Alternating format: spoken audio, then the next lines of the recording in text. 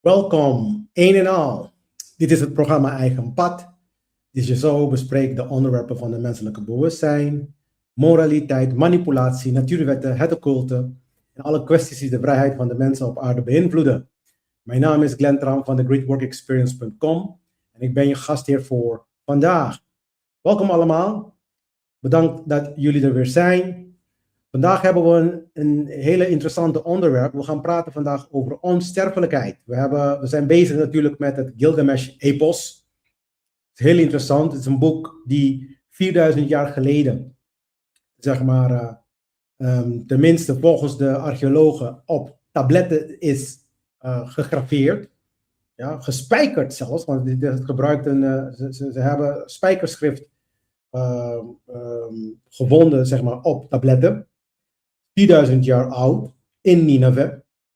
En het verhaal blijkbaar is zelfs langer dan 4000 jaar. Dus het is interessant allemaal. Vandaag gaan we de laatste tabletten bespreken. We gaan tabletten 8 tot en met 12 gaan we bespreken.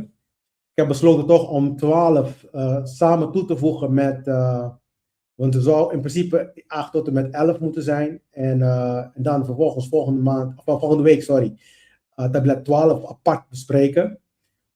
Omdat tablet 12 iets eigenlijk niet helemaal bij het verhaal hoort. Dat is een beetje een tablet die ze dan toegevoegd hebben aan het einde van het epos. Maar het zijn toch wel het heeft wat te maken met het thema van 8 tot en met 11. Dat is al, zeg maar, het mooie van het verhaal. Alleen maar op een of andere manier op een andere manier besproken. Dus, maar goed, ik heb toch besloten om het toe te voegen, want het gaat over onsterfelijkheid. Het gaat over de dood. Vorige week zijn we begonnen met de dood. Maar vandaag gaan we het allemaal een klein beetje dieper in en ook praten over onsterfelijkheid. Wat naar mijn mening heel veel mensen zich moeten afvragen hoe dat moet gebeuren. Dus hoe kunnen wij als mensheid onsterfelijk worden? Nou, het antwoord zit in tablet 11 van Gligamesj. Dus van 8 tot en met 11 gaan we bespreken. En dan volgens mij 12 ook. Vervolgens 12 ook. En dan hebben we, zeg maar, het seizoen afgesloten. Het is heel interessant. Laat me even de sheets erbij pakken, want dat is daar starten. Fijne avond allemaal. Benotje. Ja,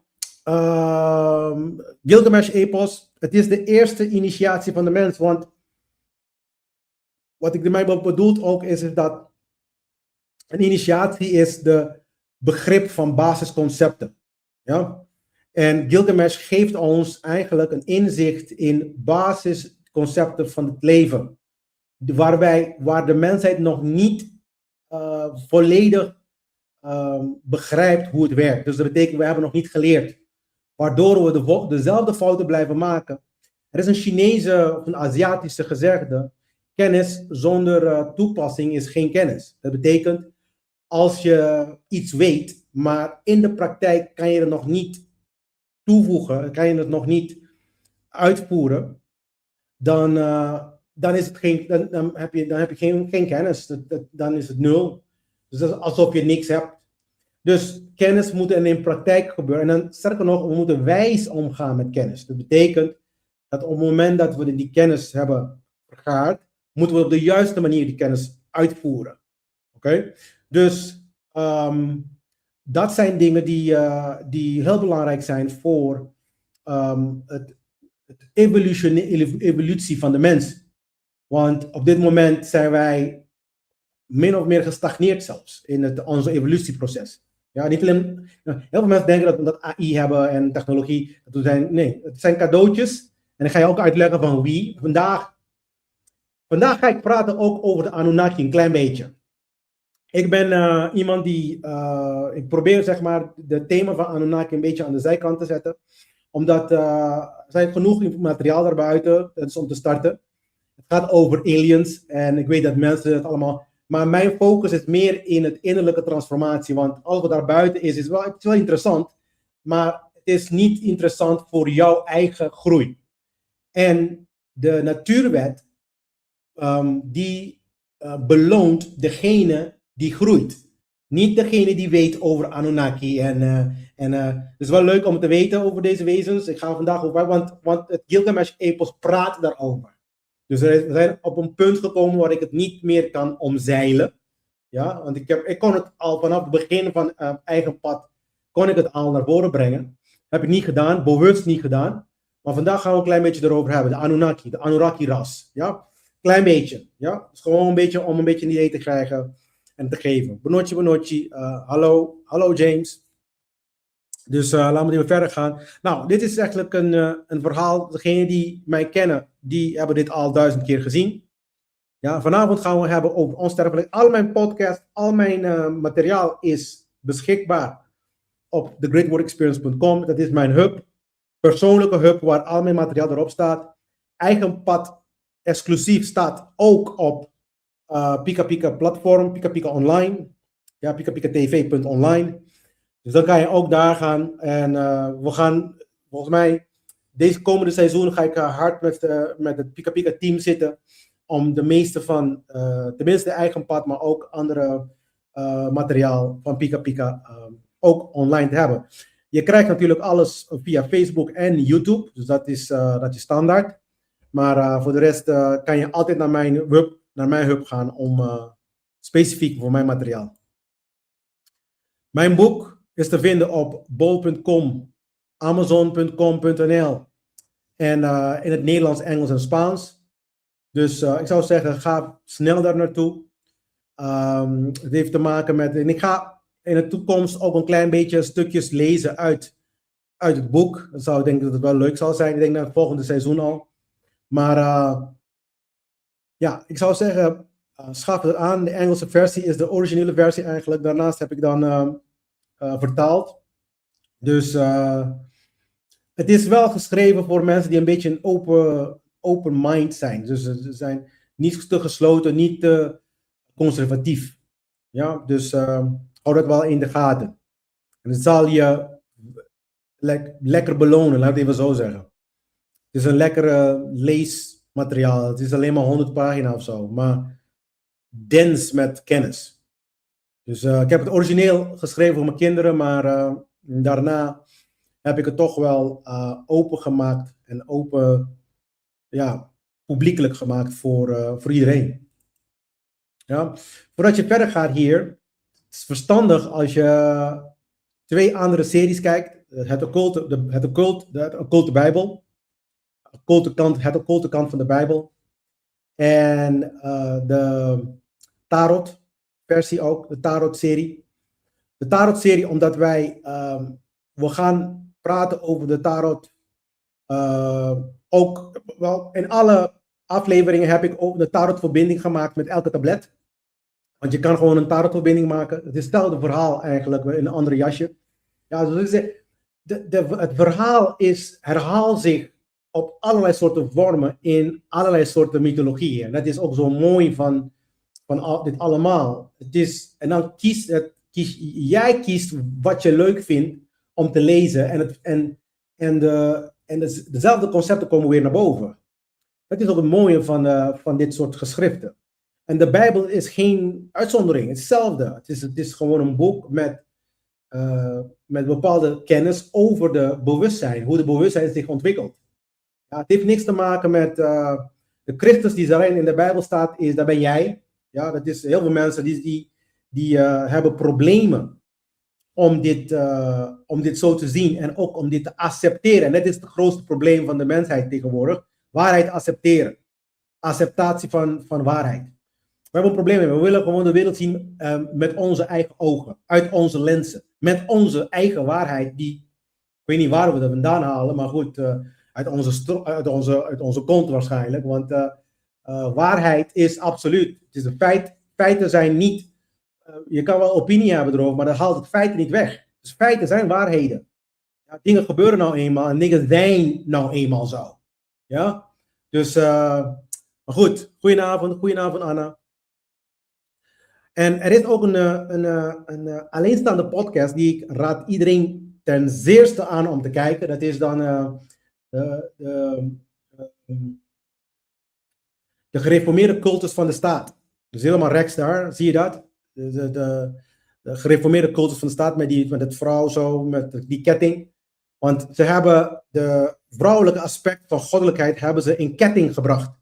Dat is hoe vrouwenenergie eigenlijk onderdrukt wordt. En dat zie je ook gemanifesteerd met de onderdrukking van vrouwen, et cetera, et cetera. Maar dat is omdat ze gewoon met een agenda bezig zijn. En de wezens die we vandaag gaan erover hebben, zijn de wezens die dit soort ideeën en concepten hebben meegenomen in onze samenleving. Dus daarom, maar mijn punt, de reden waarom ik die Anunnaki nog niet heb besproken, is omdat mijn punt was altijd, is dit. Jij moet de waarheid begrijpen. Ja? En als je dat begrijpt, maakt niet uit welke wezen met een bullshit komt. Je kan gewoon met mensen uit Mars en mensen uit welke werelddeel of welke planeet dan ook kan komen en kan proberen jou tot slaaf te maken. Maar omdat jouw bewustzijn ontwikkeld is, dan kan je zelf zeggen van, oh nee, ik accepteer het niet. Het kan me niet schelen als je van fucking Mars bent of van fucking Pluto. Ja? Ga gewoon terug lekker naar je moeder die kant op en laat ons gewoon met rust in vrijheid. Ja? Want vrijheid is gegeven aan ons allen. Soevereiniteit is gegeven aan ons allen. Persoonlijk soevereiniteit, niet soevereiniteit van een land. Dat is bullshit. Dat is mensgemaakt en het is gemaakt door deze wezens. Wij mensen hebben niet bedacht hoe je een politiek in elkaar kan zetten. Dat hebben mensen niet bedacht. Dat zijn deze wezens die hebben bedacht, die ik vandaag bespreken zal. Oh, dankjewel Eva. Dankjewel voor de... Oké, dus kijk naar die drie dingen. Het is een hele goede aansluitingspunt met deze serie. Oké, masterclass. We gaan beginnen volgende maand, juli. Ja, dus maak jullie project vast. Hou jullie project maar vast, zou ik zeggen. Het wordt een uitermate interessante en leuke masterclass. Daar ga ik met de tarot gaan we de transformatie van het zelf gaan we bespreken. Elke tarotkaart, vooral de grote arcana, praat over een staat van goddelijkheid, een staat van de bewustzijn. Ik ga precies uitleggen wat de bewustzijn is en hoe kunnen we transformeren en wat zijn de dingen die we moeten triggeren in onszelf om bijvoorbeeld te manifesteren en misschien voor de mensen die het leuk vinden succesvol te zijn. Ja? Dus je krijgt daarbij ook een software van mij waar je dan zeg maar je gegevens erin kan stoppen, je datum van geboorte, alles wordt op je eigen computer bewaard. Niks komt bij mij, maar je kan je gegevens erin stoppen en dan bereken die automatisch jouw, wat ik dan noemde, de ziel, de pad van jouw ziel. Wat je eigenlijk, het is een beetje, kan je zeggen van, wat kom je hier om te doen? En er is een gedachtegang erachter, dat je dat kan doen, je naam en je geboortedatum in zo'n systeem kan stoppen.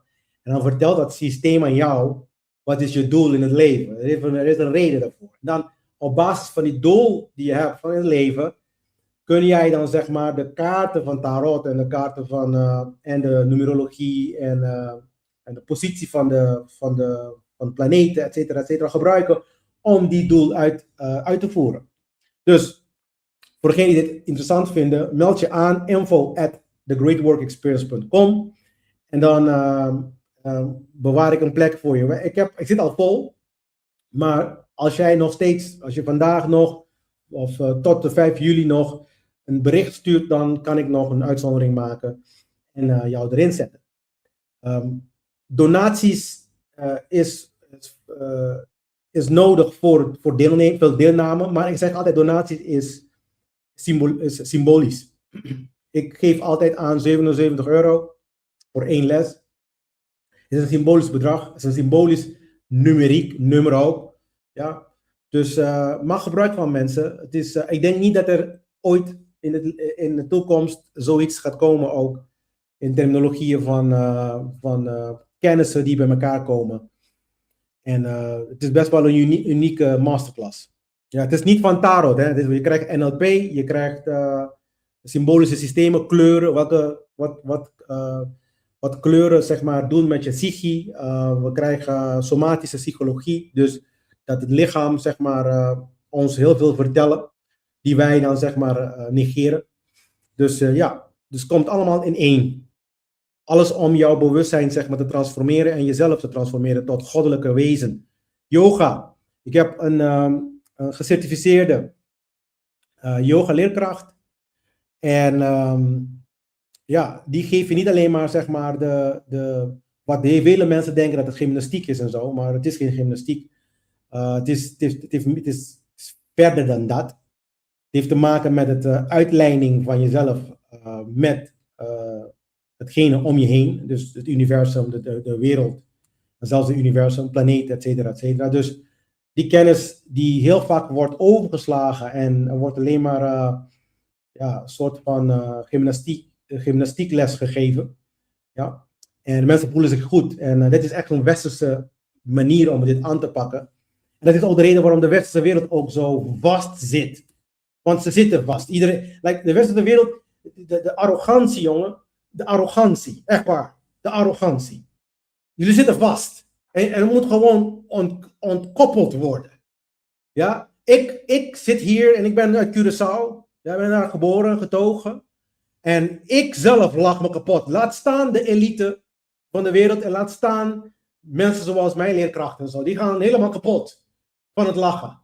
Helemaal kapot. Ja, het zit gewoon in de knoop. Met jullie, ik weet het niet, lineaire gedachtegang, echt lineaire tijdlijn ook, hè. Dus dat is het hem juist ook. En dat veroorzaakt zoveel problemen. Dat is de reden ook waarom de westerse wereld zo elke keer controleren willen. En ze willen dingen, want ze willen controle hebben, want anders zijn ze bang dat ze dan niet meer rijk zullen zijn en al die andere onzin. Dat is echt best wel grappig. Maar goed, yoga is meer dan alleen maar gymnastiek. Ga gewoon leren wat de fuck het is en leer het gewoon op de juiste manier. En probeer zeg maar de gedachtegangen, corrupte gedachtegangen weg te poetsen van je brein. Dat is een van de grootste missies die je hebt in je leven. Je kan niet rondlopen en denken dat jij geweldig bent en dat alles wat jij denkt geweldig goed is en perfect. Ja? Ik ga je vertellen de meeste mensen is het niet perfect. En hoe weet ik dat? Kijk om je heen, zeg ik altijd. Ja, deze bullshit, deze hel die we hebben gecreëerd voor onszelf.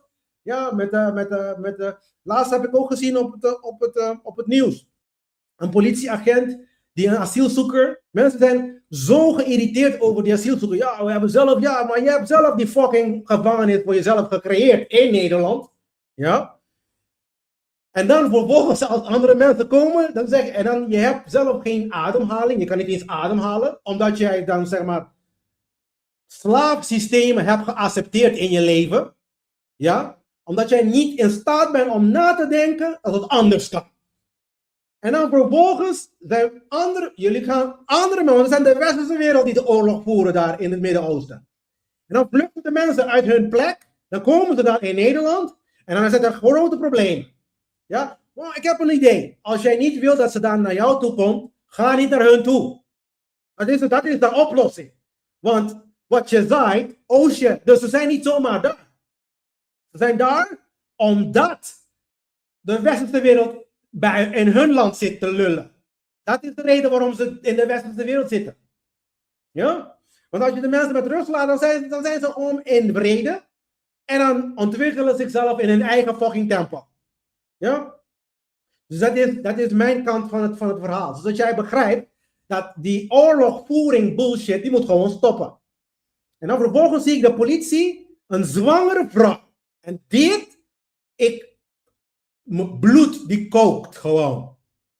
En dan in plaats dat de toeschouwers die daar zitten helpen, ja, laten ze de politieagent, dat de vrouw gewoon met een zwangere baby, alsof die een mop is gewoon. En dan hier word ik pissig. En de vader van de baby, dus de man, die ging helemaal tekeer op de politie. Met geweld en brute kracht. En ze waren te veel politie om zeg maar tegen te houden. Maar dit is hoe wij allemaal met de fucking politie moeten omgaan wanneer ze dit soort bullshit doen. En niemand helpt die kerel. Niemand. Iedereen was een fucking mietje. Als wij onze kinderen niet beschermen en onze vrouwen niet beschermen, wie dan? Politie? Kijk wat de fucking politie doet. Omdat wij het allemaal toestaan. Wij begrijpen het gewoon niet. En we blijven maar gewoon goed praten dat ze nodig zijn. Weet je wat nodig is? Moraliteit is nodig in de wereld. Begrijpen wat goed gedrag is en slecht gedrag. En dan ga je niet dit soort dingen krijgen in je samenleving. Als mensen begrijpen wat goed is en slecht. En als je begrijpt wat goed is en toch slecht besluit te doen, dan krijg je een kogel in je kop. Dat is allemaal niet zo moeilijk hoor. We moeten goed gedrag stimuleren en belonen. En slecht gedrag moet het gewoon met brute kracht eruit gehaald worden in onze samenleving. De oudere mensen, de shaman van vroeger, weet je hoe ze dat doen? Als je niet wil luisteren, als je toch wel immoreel wil zijn, we zetten je in de fucking jungle. En in de woestijn. En good luck. Ga maar lekker overleven daar, tussen de dieren. Zo deden ze dat. Dan hoef jij geen kogel te geven. Het is hetzelfde als iemand zeg maar de doodstraf geven. Ga gewoon lekker in de jungle, in de Sahara, of in de Sahara en good luck. Dat moet gebeuren. Dus yoga is niet gymnastiek. Yoga is meer dan gymnastiek. En dan krijg je ook de detox. Die hoort ook daarbij. Dankjewel Eva. Die hoort ook daarbij. En dan krijg je ook de grote bundel. Waar je dan alle 4 programma's in 1 van mij krijgt. Ja, allemaal. Niks is nieuw onder de zon, mensen. Niks is nieuw onder de zon. Wat je zaait, oogst je. Waarheid is absoluut. Het is niet jouw opinie. I don't give a fuck about your opinie. Je opinie kan gewoon stoppen maar terug in je kont. En klaar. Dit zijn feiten. En klaar. Mannen moeten beschermen. Er zijn beschermende krachten. Structuur geven. En wat je moet vooral doen is lief zijn. Voor vrouwen die fucking zwanger zijn. Je gaat ze niet zeg maar slepen op de grond alsof je een fucking... Er zijn mensen, dit is jouw broer, dit is jouw zus hoor. Ik weet niet dat je daar ik ben geen bloedverwant. Ja, je bent wel bloedverwant, lul. Niet omdat het te ver weg is, betekent niet dat het niet jou is. Zo gaan we niet om met elkaar, man. Dit is gewoon vreselijk. Nederland begint vreselijk te worden. En je moet niet weggaan van Nederland. Je moet het oplossen. Jullie zijn daar geboren. Los die shit op, man.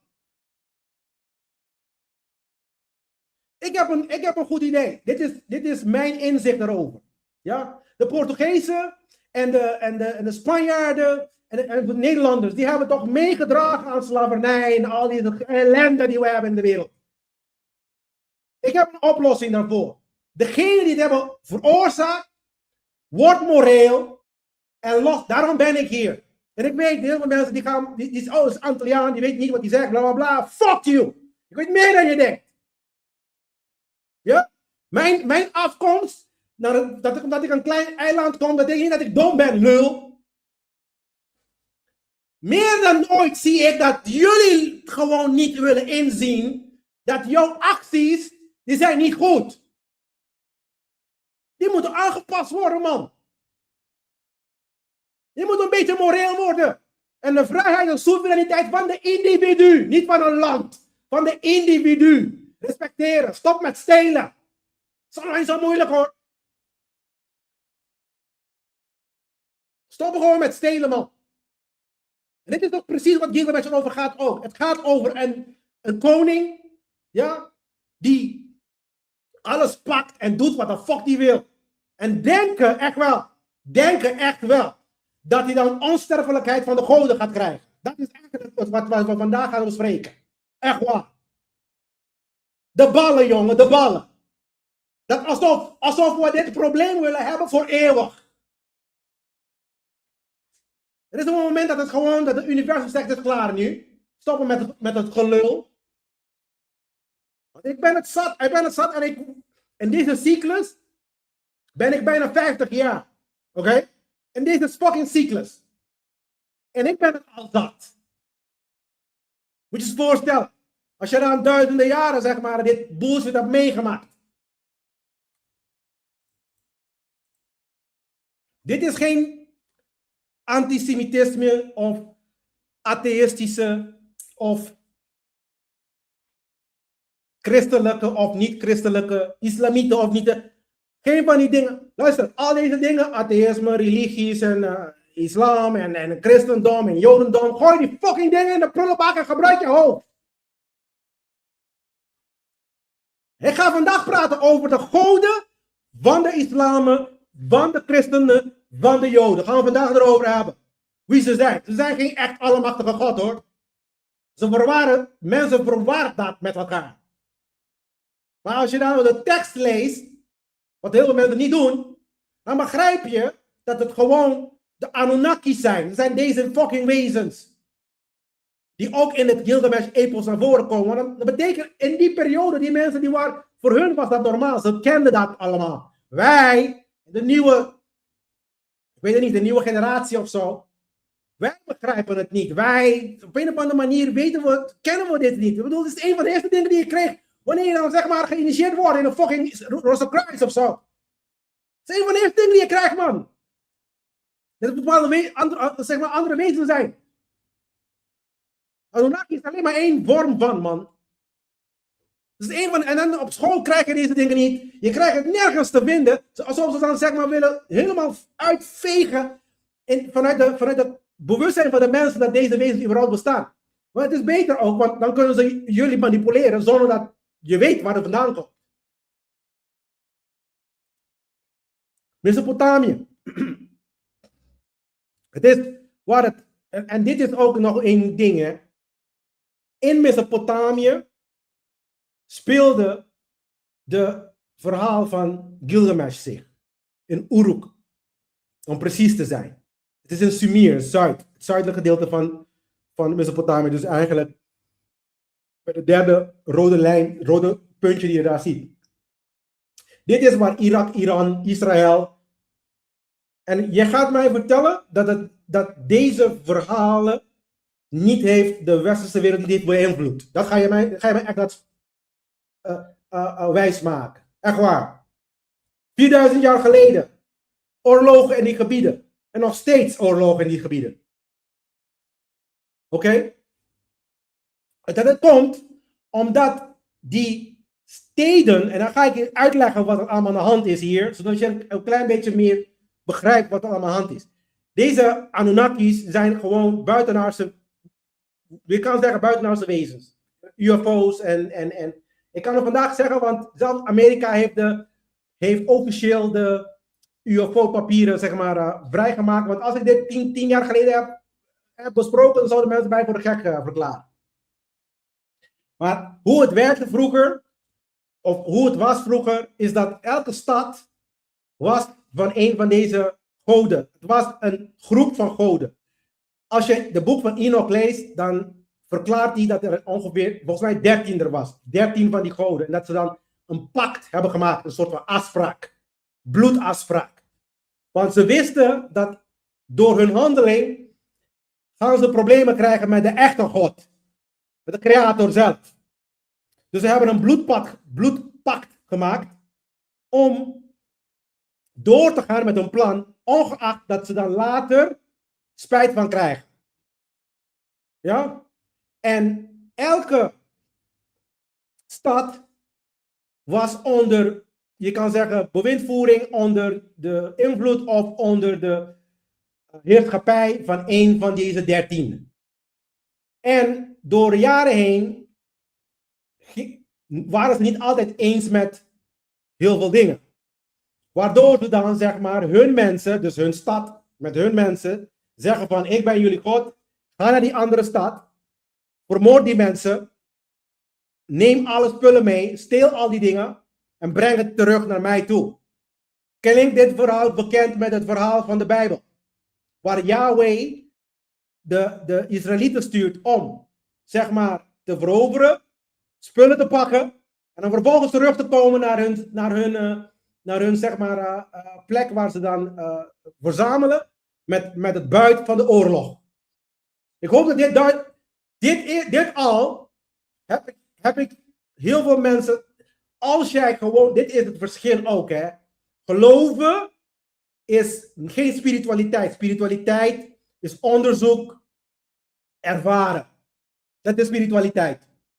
Religie is van iemand anders iets horen, van je pastoor, van je imam, van je rabbi. Ja? Je hoort iets en je gelooft het en je gaat niet er tegenin praten. Want het is de woord van God. Wel, het woord van God is niet bang voor onderzoek. De waarheid is niet bang voor onderzoek. Alleen maar leugens is bang voor onderzoek. Als jij mij moet, of een ander die tegen jouw geloofssysteem ingaat, moet vermoorden. Je moet hem pijn doen om te laten zien dat jouw God groot is. Dan is jouw God nummer 1 niet groot. En nummer 2, ik heb zoiets van, waarom moet je dan zeg maar iemand ontdoen van het zoeken van de waarheid? Wat is dan de toegevoegde waarde voor jou? Omdat jij beledigd voelt, misschien moet jij het onderzoeken. Dit is het probleem van de wereld ook. We geloven te veel bullshit. Te veel. Veel te veel, man. Dat ik al allemaal scheidsziek van word. Dus deze wezens zijn niet spirituele wezens. Die worden ook in de Bijbel de engelen genoemd. Zijn geen spirituele, zijn gewoon fysieke wezens. Ja? Die ook bloeden. En er is natuurlijk ook een gedachtegang dat ze dan hun bloed niet rood is, omdat ze dan andere metaal hebben dan de ijzer die wij hebben in ons bloed. Dat hun bloed voornamelijk uit koper bestaat, waardoor het blauw is. En vandaar dat de koninkrijken blauw bloed worden dan zeg maar genoemd. Ja? Daar komen de fucking koningen vandaan. Want dat is dan de reden waarom ze denken ook dat God, deze wezens dus, hun het recht hebben gegeven om over mensen te denken, dat ze dan het recht hebben om over mensen te regeren. Dat is wat ze denken. Omdat ze dan zeg maar bepaalde aanpassingen hebben gedaan in onze genetica. Daar ga ik niet over te veel erin, maar ze hebben dat gedaan en dus dan hebben ze dan het recht om ons te regeren. En dan proberen ze dat al vanaf het begin dat ze dan zeg maar aan ons zijn gekomen, proberen ze dat te doen. Zeg maar het 120 jaar levenscap, de levenslimiet die we hebben, hebben hun erin gecodeerd in onze DNA.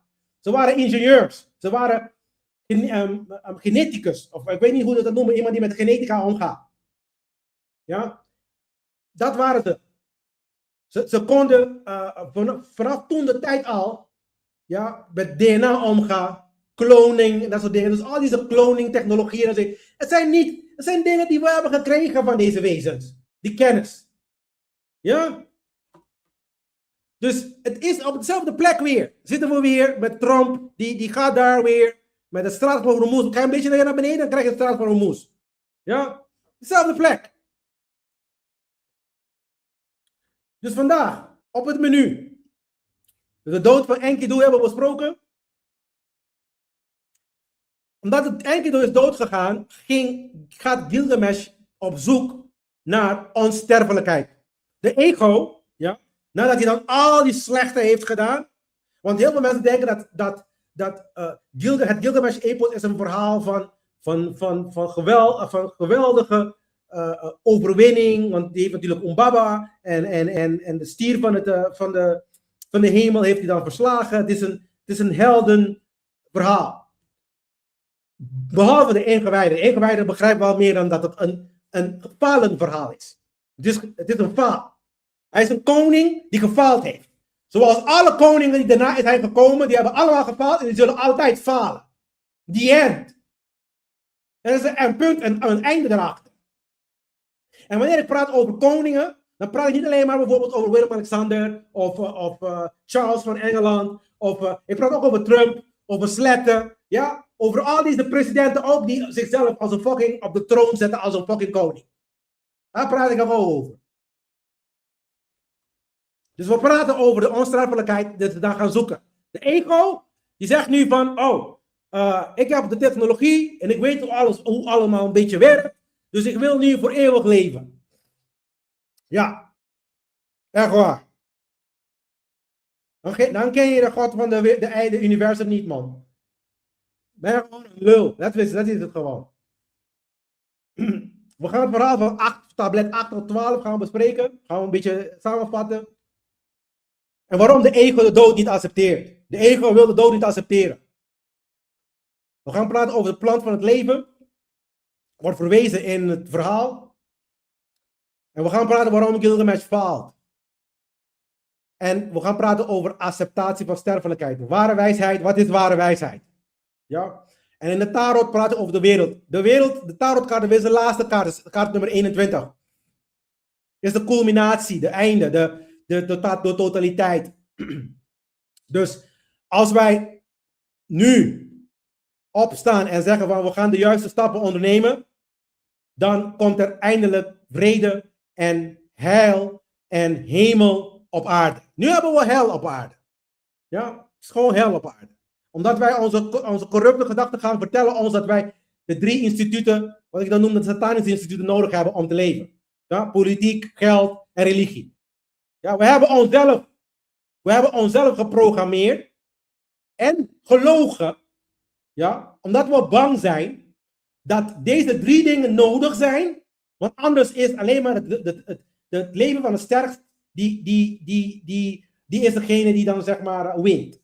Het sterkste. Niet in een morele samenleving. Maar in een morele samenleving, ja, wanneer je dan zeg maar ziet dat een politie een zwangere vrouw aanraakt, omdat hij dan quote-unquote niet wil luisteren, whatever the fuck ze zeggen. Je hebt niks te zeggen. Je hebt niks te zeggen, man. Gooi je kop dicht. Hoezo? Ik ben autoriteit. Weet je wat je moet doen? Je moet dan gaan praten met die mensen die dan daar gaan vermoorden zijn in het Midden-Oosten. Daar moet je dan gaan lullen. Ga daar naartoe dan met je fucking stoere kop. Waarom ga je dat niet doen? Ga gewoon naar het oorlogsgebied. Ga met mannen met je eigen, die even sterk is dan jou, gaan we daar vechten. Ga je dan vrouwen aankomen, man? Idioot. Het is vreselijk gewoon. En je ziet ook gewoon in de film, die vrouw heeft niet eens, kijk, vrouwen die dan denken dat ze stoer zijn en dan gaan tegen mannen proberen te vechten, dan begrijp ik ook wel, dan verdien je eigenlijk een klap gewoon, want hou je kop dicht, ga gewoon staan. Want wij zijn hier om jou te beschermen, je gaat toch niet dat hond die jou beschermt, ga je toch niet zeg maar een schop geven? Heel veel vrouwen doen dat ook. Dus als het hondje je bijt, dan moet je niet lullen. Maar die vrouw, die zwangere vrouw, die was gewoon aan het staan en niemand valt haar lastig. En dan op een gegeven moment gaat de politie hem gewoon lastig en duwen en rukken en weet ik veel allemaal. Kan me niks schelen.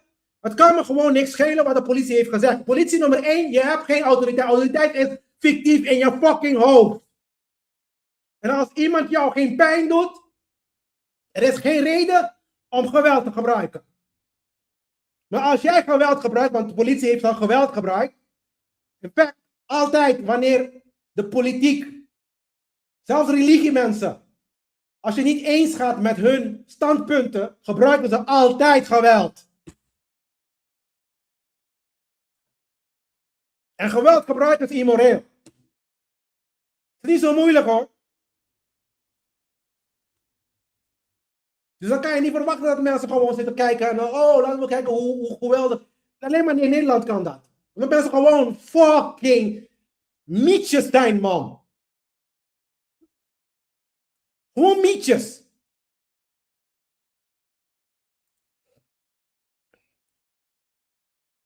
Support. Hier was ik als, wat als jij niet bent wie je denkt dat je bent. Dat was er hiervoor.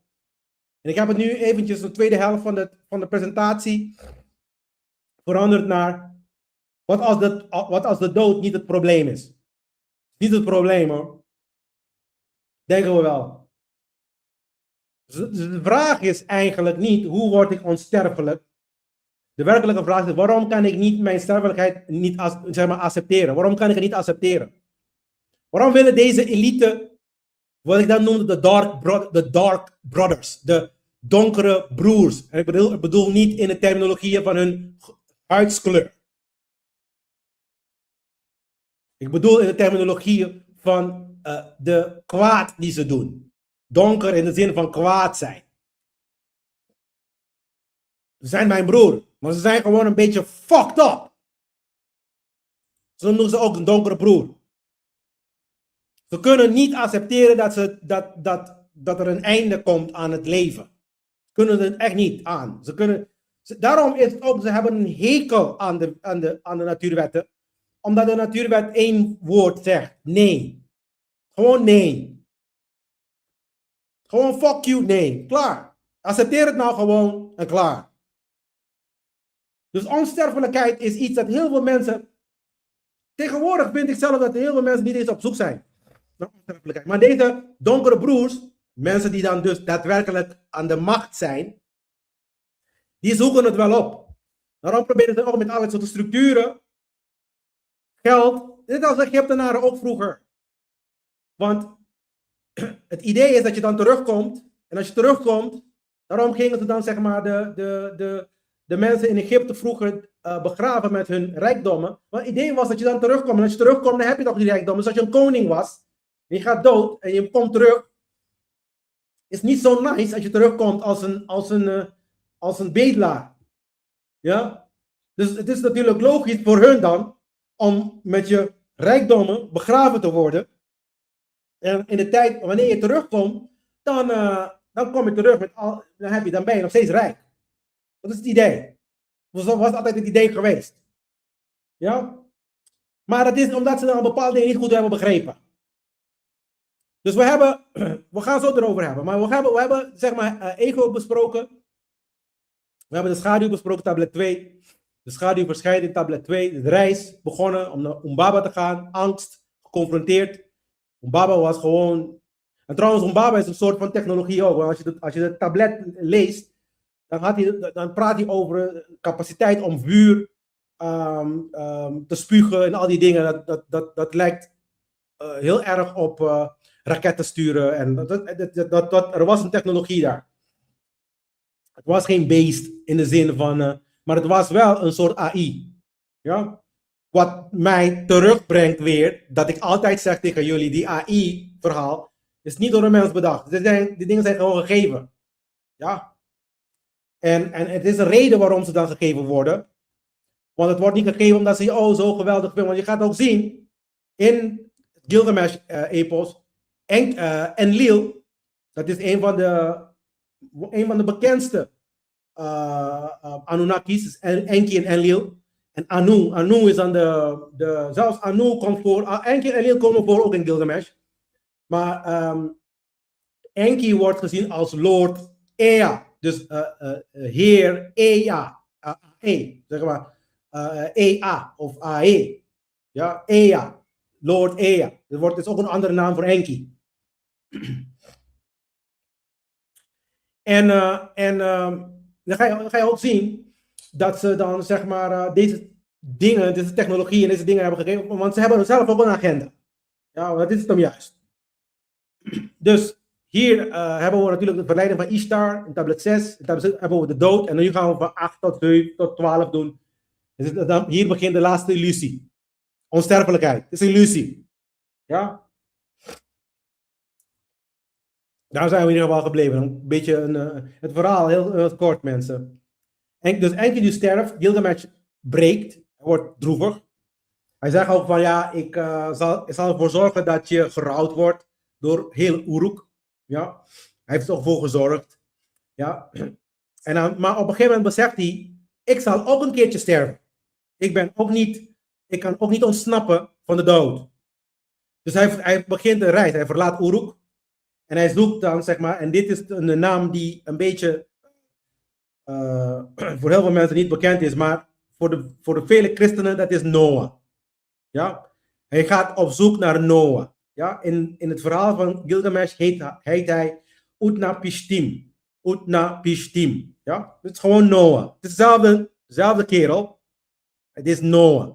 Het zondevloedverhaal, het verhaal van Noah, is nog duidelijker in het Epos van Gilgamesh. Je kan het nog beter, de details kan je nog beter begrijpen, ook nog eens een keertje. En er was niks over 2 dieren van elke soort. Om te beginnen, heel veel mensen denken dat er twee paren waren van elke dierensoort. Je moet de Bijbel goed lezen. Hij is 7. Hij vraagt in de Bijbel staat 7 om te starten. En ten derde, in het Epos van Gilgamesh is het helemaal niet twee elke dier. Het is gewoon van neem zaadjes mee. Ja? Ze praten over alle zaden die leven geven. Dus planten en waarschijnlijk ook gewoon DNA-materiaal. Dat zou ik ook niet uitsluiten. Ja? En een aantal livestocks. Dus het is een beetje aantal dieren die dan daar rondom liepen. Zodat hij zelf op zijn schip. Want het is eigenlijk ook geen schip in de zin van een ark die wij gewend zijn om te zien, zeg maar. Zoals in de Bijbel. Hier in het Gilgamesh Epos wordt gezegd dat hij dan, zeg maar, de lengte even groot is als de breedte. Dus dat geeft mij aan dat het of een vierkant is of een cirkel. En ik denk persoonlijk dat het een cirkel is. Maar het is een persoonlijke opinie. Want voor de rest zegt de tekst heel weinig over de structuur van het schip. Het zegt wel een aantal dingen, dat het in compartimenten is verdeeld. Maar voor de rest, voor de daadwerkelijke bouw en de daadwerkelijke vorm, is alleen maar gezegd dat het even breed als lang is, zeg maar. Ja, dus dan ken ik alleen maar twee structuren, dus ver ik het kan interpreteren. Een vierkant heeft de breedte en de lengte hetzelfde en een cirkel. Ja, dan praat je over de diameter. Ja. Oké. De enige mens die onsterfelijkheid ontving, en het was eigenlijk ook niet onsterfelijkheid, maar goed, volgens Gilgamesh, hij bewaart onsterfelijkheid in het verlengen van het leven. Dat is ook een verschil die ik wil benadrukken in dit les. In deze lezing, deze presentatie. Je moet begrijpen dat onsterfelijkheid betekent nooit doodgaan. Dus de ego wil nooit doodgaan. Maar de Neterus, wat ik dan noemde de Neterus zijn de wetten van het universum, die hebben nooit beloofd dat je nooit doodgaat. Want de wet van cyclus, ja, het wet van cyclus is altijd aan het werk. Dat betekent dat dingen komen en gaan. Er is een balans die plaats moet vinden. Het geven en nemen. Dat betekent dat er op een gegeven moment een einde moet komen aan het leven zoals jij het nu kent. Om vervolgens een nieuwe te starten. Ja, heel veel mensen noemen dat karma zo, maar het hoeft niet karma te zijn trouwens. Ja, karma is eigenlijk meer bedoeld voor mensen die niet hebben geleerd en die moeten terugkomen en deze shitzooi, dit is een hel weer, om de les weer te volgen en weer te doen, zodat ze het begrijpen. Ja, dat is karma voor bedoeld. Ja, maar het idee is dat je dan, zeg maar, vernieuwing krijgt in jouw bewustzijn. Dus je hebt geleerd wat je moet leren en dan begint er een nieuwe reis. Nieuwe reis. Dus je kan ook omhoog reizen in plaats van naar beneden reizen. Karma is naar beneden reizen. Ja, Egyptische bronnen die geven aan op het moment dat je naar boven reist, dan kan jij zelf transformeren in planeten. Nou, dan ga je verder en dan gaan mensen denken, ja, deze gast is gek. Hoe kan je nou een planeet worden? Ja, want de planeten zelf hebben gewoon bewustzijn. Ja, jij denkt dat ze niet bewust zijn, want in het westerse wereld wordt altijd gezegd dat jij apart leeft van de fucking wereld. Maar toch begrijp je niet dat op het moment dat je eten hebt voor je, dat het vol met gif zit. Dus wat je hebt gedaan met de wereld komt terug op je fucking bord. Hoezo zijn we los van elkaar? En dat is het probleem. Het accepteren van waarheden, het accepteren van begrijpen van dingen die er zijn. Dat kunnen we niet. We zitten zo vast in onze stront in het hersenpan. Want ik ben gewoon zat om ook mensen te horen zeggen dat het allemaal los van elkaar zitten. Of dat het allemaal geloofssystemen zijn en zo. Ik bedoel, ja, oké. Maar onsterfelijkheid, ja, is anders dan eigenlijk het regenereren van je gezondheid en het regenereren van je jeugd. Dus je wordt jeugdig. Ja? Dus Noah, die heeft dat gekregen van Enki. Maar het is ook niet zo raar, want Noah was een half God ook. een half Anunnaki. Ja, hij had, Enki was zijn vader. Zijn moeder was een sterveling, een mens. En Enki was zijn vader. Dus Enki, want Enlil die heeft besloten om de zondevloed te genereren, te creëren. Want hij was het, en dit is de reden waarom ze dan hebben gegeven in het fucking tekst, waarom ze dan zeg maar de zondevloed heeft laten gebeuren. Want trouwens, de zondevloed is, het verhaal van de zondevloed in de Epos is uitgebreider dan in de Bijbel zelf. Ik heb allebei gelezen.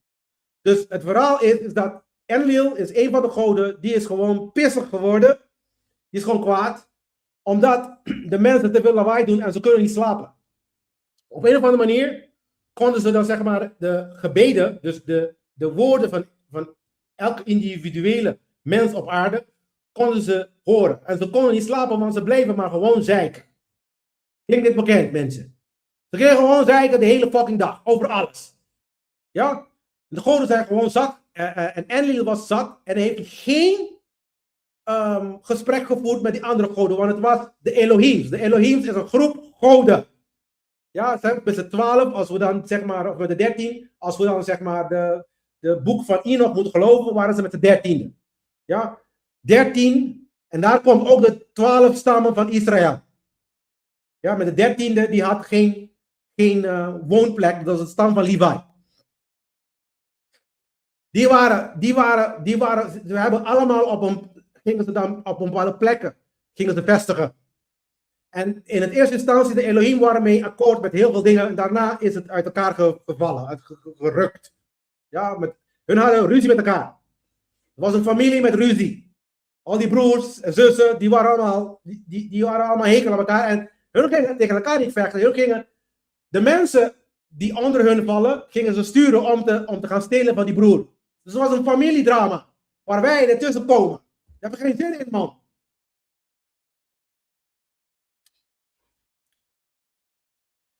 In ieder geval, Noah is dan zeg maar de zoon van Enki. En wanneer Enki hoorde dat Enlil de vloed wil laten komen, heeft hij dan instructies gegeven aan Noah. Ja, om zeg maar het vloed te overleven. Er waren ook meer mensen het was niet alleen maar Noah die overleefde. Dus toen Adam en Eva zijn gemaakt, door deze wezens, die zijn gemanipuleerd, genetisch gemanipuleerd. Ja. Wat is er gebeurd? Er waren al een aantal mensen, dat is het juist, want anders is het toch wel heel raar dat alleen maar 2 mensen 8 miljard mensen gaan maken. Biologisch gezien kan het niet eens. Jezus Christus, man. Maar die tweeën waren dan zeg maar genetisch gemanipuleerd. Er waren een aantal afstammelingen. En dan, wat is gebeurd? Noah was nog steeds zuiver in zijn genetica. Dat staat gewoon letterlijk in de Bijbel zelf. Ja, hij was schoon. Ja, niet omdat hij deed wat God bedoelde. Omdat zijn DNA gewoon dat is de reden ook waarom zeg maar broers en zussen met elkaar paren gewoon Mongolen krijgen. Omdat onze DNA gemeen gefokt is. En om de kans voor foutieve DNA zeg maar, te voorkomen. Dat is de reden ook van het verhaal van de tuin van Eden. De tuin van Eden ergens in Turkije was er. En daar gingen ze dan zeg maar. Hadden ze dan zeg maar parenschema's. Dus jij mag die neuken, jij mag die niet neuken. En de kerk heeft dat ook meegenomen in hun rituelen en hun structuur. Hier komen de dingen vandaan, mensen. Je moet die teksten gaan lezen. Dus Gilgamesh die hoorde, Noah die heeft onsterfelijkheid gekregen van Enki waarschijnlijk.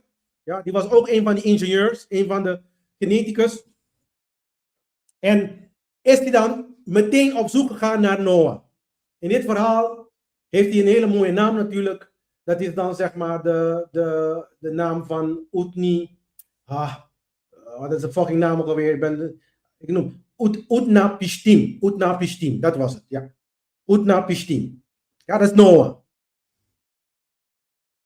Dus hij ging door hel heen om te krijgen wat hij wil. Onsterfelijkheid. Hij wil onsterfelijk worden. Hij is door woestijnen, bergen, duisternis, door alles gegaan. Om te ontsnappen. van de dood. Want Enkidu, zijn goede vriend, die dan zo'n goede vriend is geworden, is dood. En trouwens, Enkidu was ook een soort robot. Het was niet echt heb ik ook de vorige keer niet gezegd, omdat ik probeerde zeg maar, het verhaal in zijn, zoals het is, eerst te bespreken en dan bepaalde informatie pakken om zeg maar, deze conclusies te geven. Zeg maar, even zo zeggen. Ja, want als je dan kijkt van dat hij niet uit een moeder is gekomen, dus zegt ook, Enkidu is niet geboren. Dat zegt de tekst. Maar als iets niet geboren is, maar hij heeft wel intelligentie en hij kan wel een dat is een robot. Ja, voor mij is dat een robot. Nu kunnen we dat zeggen, want er is een robot. Ja, als ik dat 10 jaar geleden heb gezegd, dan zeg ik, je bent gek. Ja? Dan is het gewoon een fucking robot. Zo zie je ook, die dingen waren er al. Niks nieuws onder de zon, mensen. Dit is nieuw voor jou.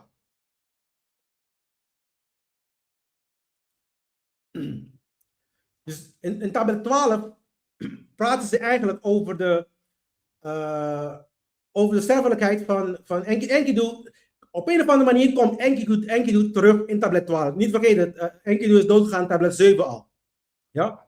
En in tablet 12 komt Enkidu opeens naar voren. Maar Enkidu, wanneer hij naar voren komt, het was alsof, het is een beetje een hele aparte tablet, maar het was alsof hij dan in de onderwereld zat. Hij zat zelf in de onderwereld.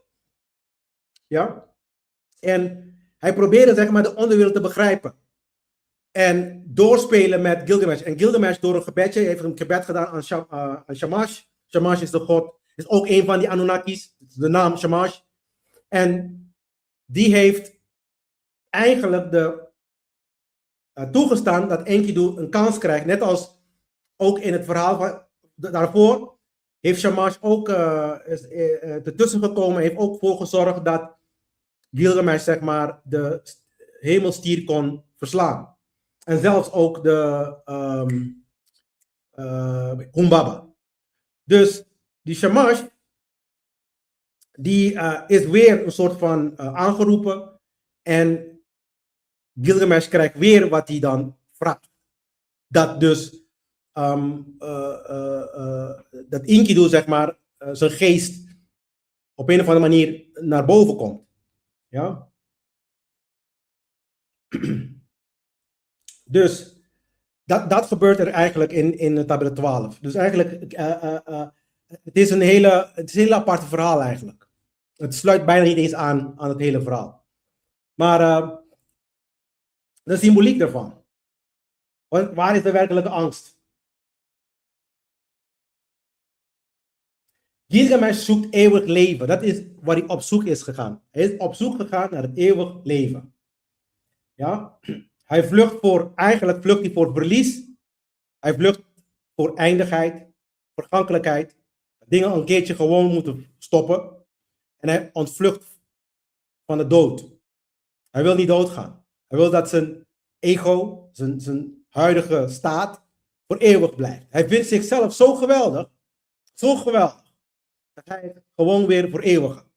En dat doen ze ook heel vaak, want omdat ze het niet kunnen doen, dan gaan ze ook standbeelden maken, weet je wel?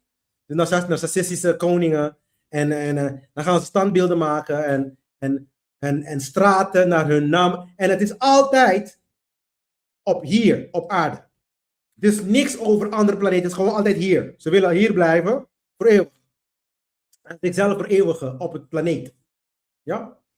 Dus zoals bij iedere mens. Heel veel mensen willen niet doodgaan. Ze zijn angst om dood te gaan. Ja? Dus het ego wil blijven bestaan.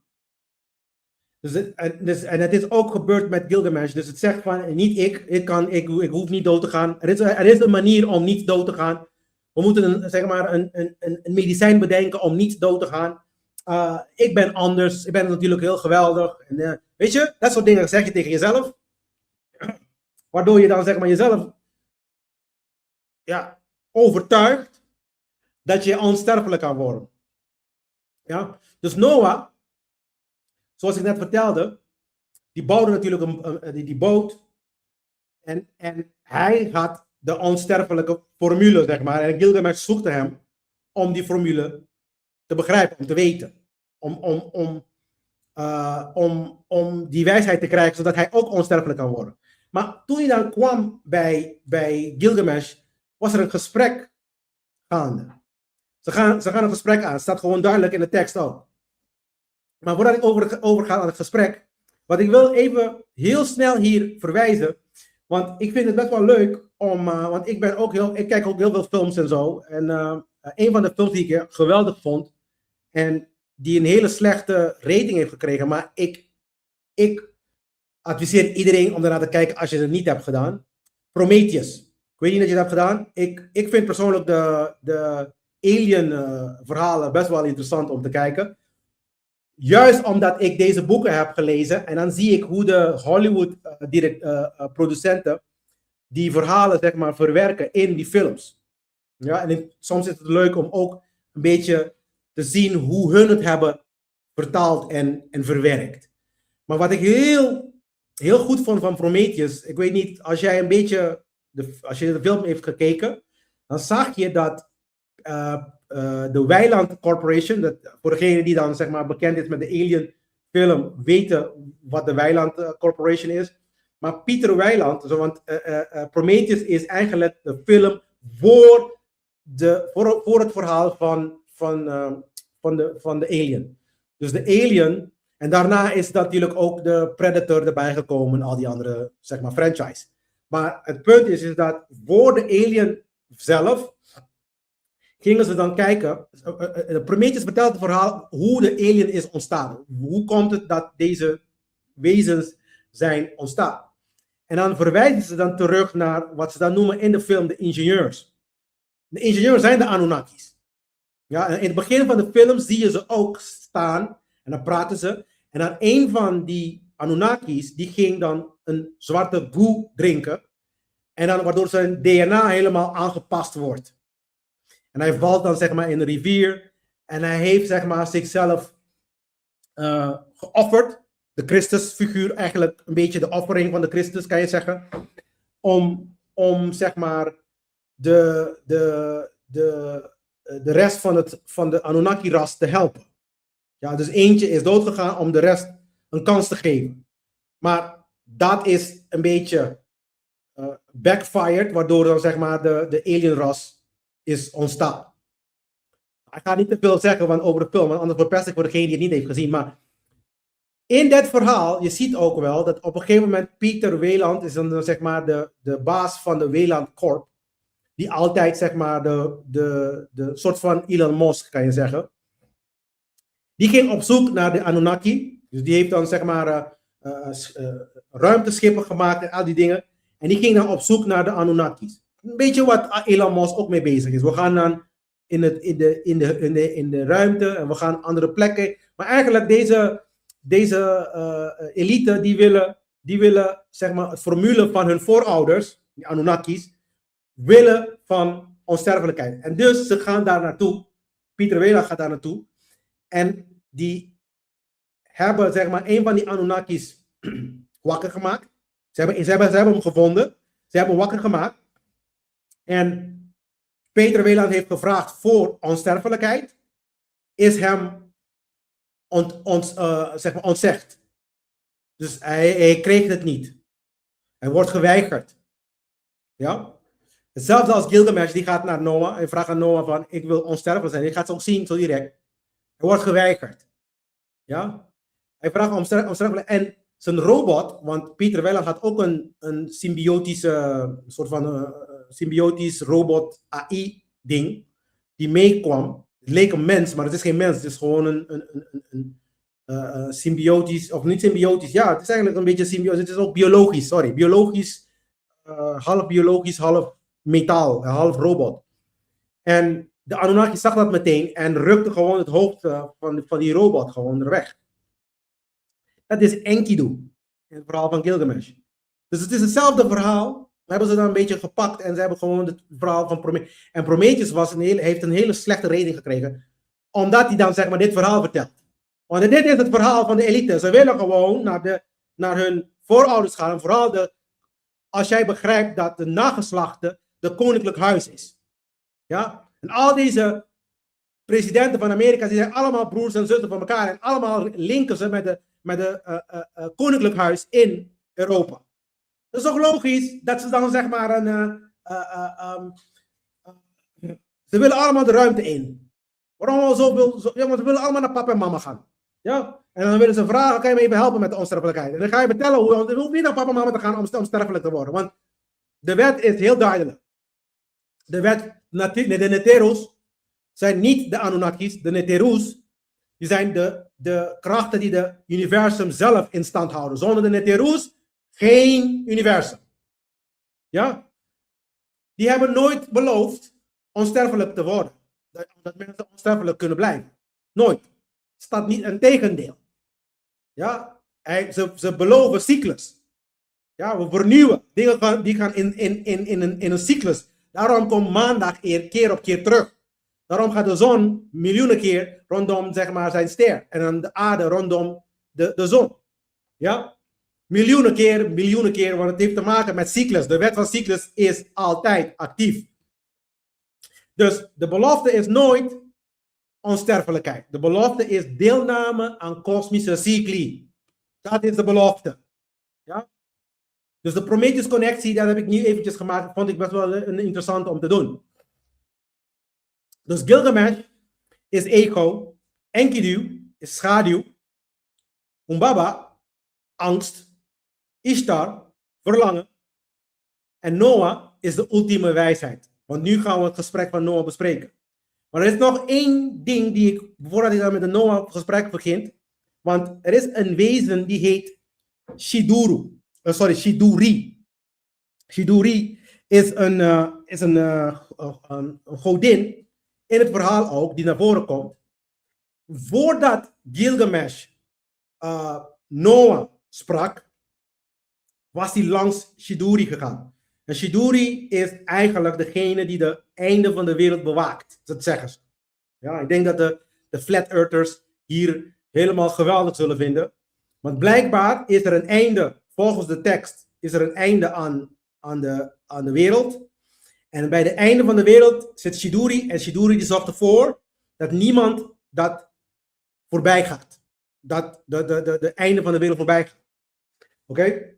Dus dat is het begrip van de tekst. En mensen, ik ben geen flat earther. Dus ga maar niet, dit is wat in de tekst staat. Dus ik leg je gewoon uit wat de fuck de tekst zegt. Maar Shiduri die vertelde Gilgamesh, waarom ga je zoveel moeite doen? Waarom zoveel moeite en zoveel... Je moet al door deze pijn doorheen en lange reis maken en al die dingen. Ik kan je al vertellen wat het antwoord is. Ja?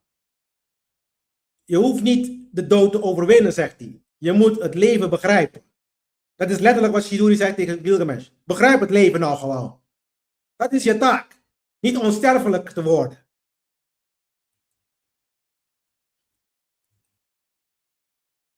Het gesprek. Gilgamesh gaat natuurlijk naar Noah. Dat is dan Utnapishtim.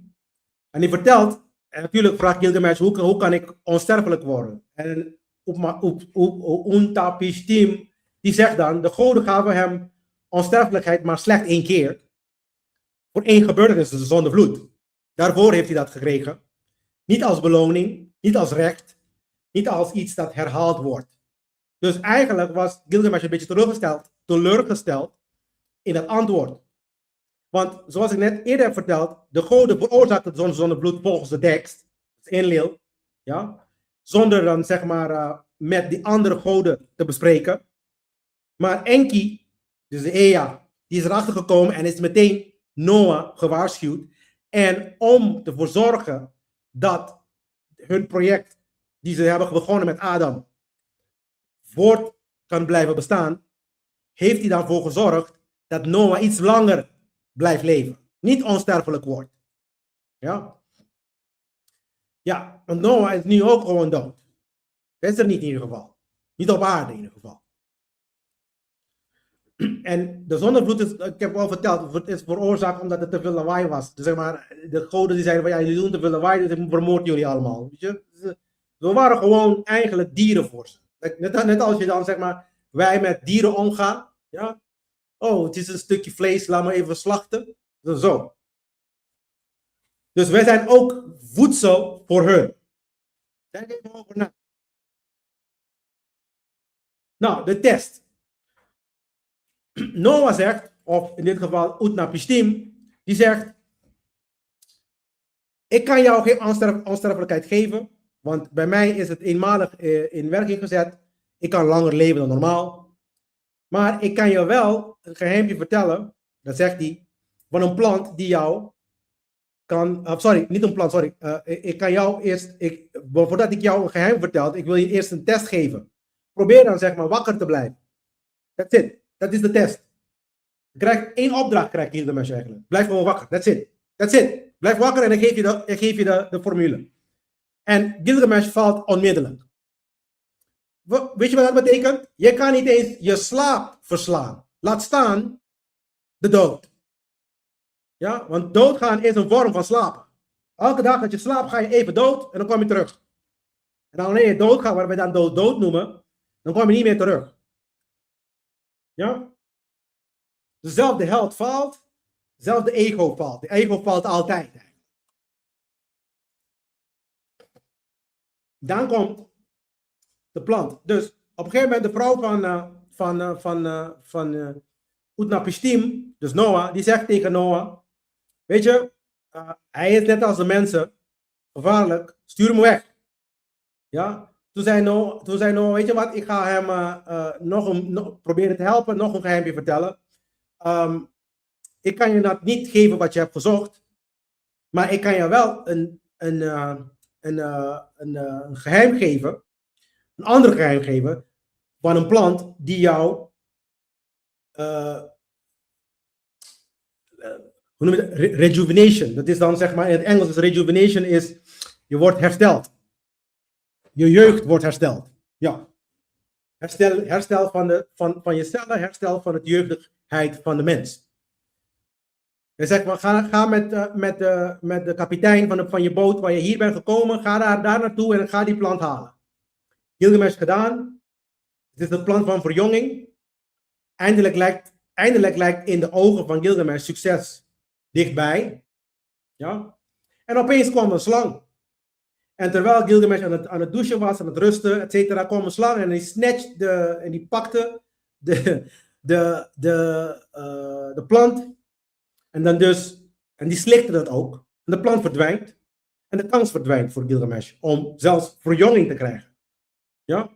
De slang verwijst, elke keer als je de slang ziet, verwijst het naar de vitale levenskracht. Ja? Mensen die niet ingewijd zijn, zien de slang als iets slechts, als de duivel. Ik weet het. Gewoon, ik weet het. Ja? Maar als je het begrijpen wil wat die mensen hier bedoelen, in plaats van je eigen versie van te maken of van de pastor. Want de pastor die vond het even leuk om te zeggen dat de slang de duivel is. Ja? Ingewijde mensen die dan zeg maar in het occulte en de kennis vergaren van de oude teksten, die begrijpen ook wel dat de slang niet de duivel is. De slang is een verwijzing naar de levenskracht zelf. Daar komen de ideeën van de Ouroboros vandaan. Daar komen de ideeën van de Kundalini vandaan. Daar komen de ideeën van Sekhmet in het Egypte vandaan. Het is de slang des leven. Ja? Want het gaat gewoon letterlijk als een slang naar boven, die energiekracht. En hij blijft ook gewoon als een slang bewegen in je ruggengraat. Dat is zeg maar de energie die bij iedereen latent is. Dat geeft leven. Dat geeft leven. Dat geeft je langer leven. En dat kan alleen maar ontwaakt worden op het moment dat je bewustzijn ontwaakt is.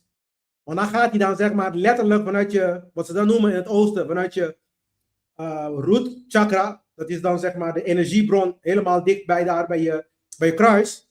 En dan schiet die als een raket naar boven in wat we dan noemen ook in het oosten, de derde oog. Ja, dat is dan de derde oogchakra. Maar dat is, biologisch is dat de pineal gland. De pijnappelklier. De pijnappelklier. Oké? Dan schiet hij die kant op. En Natuurlijk, nu hebben we de westerse wereld een beetje onderzocht. Het is DMT natuurlijk. Ja, dan zeggen ze, ja, dan krijg je hallucinaties, dat is allemaal onzin. Ja, je moet het meemaken en punt. Niet als een bijstander naar iemand anders kijken en dan vervolgens beoordelen wat er fuck aan de hand is. Ga gewoon zelf er doorheen. Ja, en dat is dan spiritualiteit. En daar is en misschien mag je dit niet eens zeggen, maar daar is de levenskracht en de verjongingproces, daar is het te vinden. En dat kracht, dat is dan wat de slang hier zeg maar voorstelt. Voor staat. Dus niet dat de slang, zeg maar, de plant heeft meegenomen. Nu is natuurlijk de ego helemaal kapot. Eindelijk. Ja? Na het chaos veroorzaken voor iedereen, eindelijk is die ego kapot. Dus er is geen kracht, status, heldendom, zoektocht kan de dood verslaan. Punt. The end. Dat is de law. De wet. Daar sterft dus dan voor Gilgamesh sterft dan de laatste illusie. En dan keert hij dan dus terug naar Uruk. Niet als overwinnaar, niet als onsterfelijke, maar als mens. Doodgewone mens. We zijn allemaal hetzelfde. We gaan allemaal door hetzelfde. Ja? Al die zeg maar zoektocht en de continu drang om controle uit te oefenen, om mensen te verslaan of mensen te vermoorden. Allemaal voor niks geweest. Voor nul, voor nada. Onsterfelijk word je niet. Ja, als die blauwe bloedjes naar dit programma kijken, ja, je gaat niet onsterfelijk worden. The end. Wat andere teksten erover hebben, is wel merkwaardig om te zeggen. En dat is ook iets dat niet zomaar iedereen krijgt te weten. Dus ik geef het wel eventjes hier als cadeau. Je krijgt het toch niet als je dan zeg maar een klootzak bent en immoreel bent. Maar ik geef het aan zodat je begrijpt dat het mogelijk is. Wat je doet is, je probeert jouw lichaam nu zoveel mogelijk te beïnvloeden om langer te gaan. Om het grote werk af te maken. Want dat is de reden waarom de goden tegenwoordig überhaupt jou de plant des levens geeft. Ja, of de boom des levens. Ja, hier in het verhaal van de Epos lijkt het op een plant, maar in de Kabbalah praten ze over de boom. Ja, in de Bijbel praten ze ook eigenlijk over de boom van het leven. Ja, waar je dan zeg maar zogenaamd de appel gegeten wordt, de vrucht. Ja? Dat is ook een parallel met dit verhaal van de plant die Gilgamesh heeft gemist. Het is waar je dan je leven verlengt. Het heeft niks te maken. Daarom in de Bijbel, in het begin van de Bijbel, praten ze ook dat mensen 800 jaar leven, 1000 jaar leven, Methuselah leeft volgens mij 900 jaar, ja, 700 jaar, 600 jaar. Ja. Dat verhaal hebben ze verkort naar 120. En ik vermoed dat Enlil heeft gedaan. Yahweh. Ja. En de reden waarvoor is omdat nummer 1, ze waren te luid, te veel geluid. En als je dan te lang leeft, dan word je bewust. En de bewuste wezens is niet te controleren. Dus daarom verkorten van de fucking leeftijd naar 120. Althans, dat is hoe ik het begrijp. Ja?